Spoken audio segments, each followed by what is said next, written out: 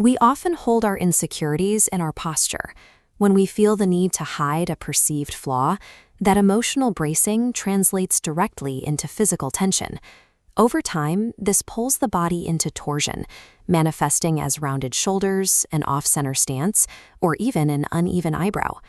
To understand what's happening mechanically, let's look at this diagram of a simple aluminum can. Think of your core exactly like this structure.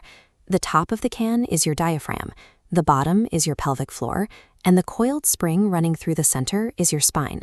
When we brace and hold tension, the front of the rib cage flares up and back, while the pelvis tilts forward. The can kinks. The internal spring is forced to buckle, and your head and neck have to pitch forward just to keep you upright.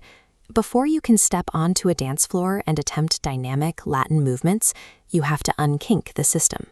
Drawing on Brent Anderson's movement principles, we have to rewrite the software at your posture, starting completely flat on the floor.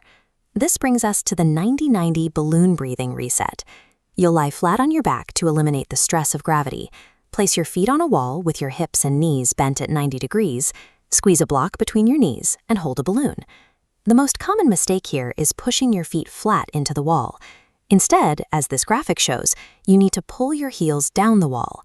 This downward drag lights up your hamstrings and physically rotates your tailbone slightly off the floor.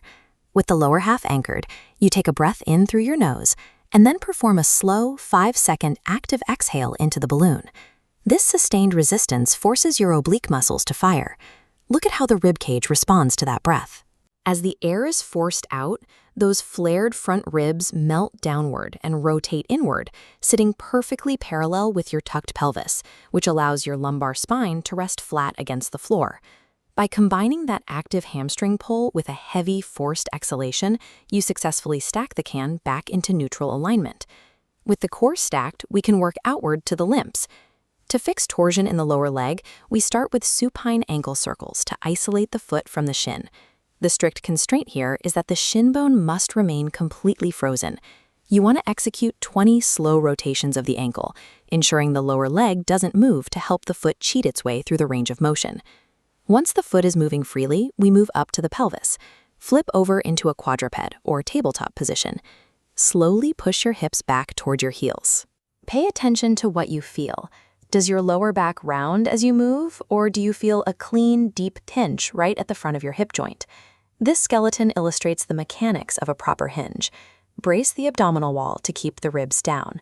The spine remains completely locked, and movement is isolated entirely to the femoral head pivoting inside the pelvic socket. Mastering this local joint control on the floor is critical. If your hip can't rotate on its own, your lower back will automatically take over the workload, which is exactly what we want to avoid. Now we take these mechanics and stand up. We apply this newly aligned structure to the Roomba walk, testing how your body handles gravity and the dynamic weight shifting of Latin dance. Doing this requires trunk dissociation.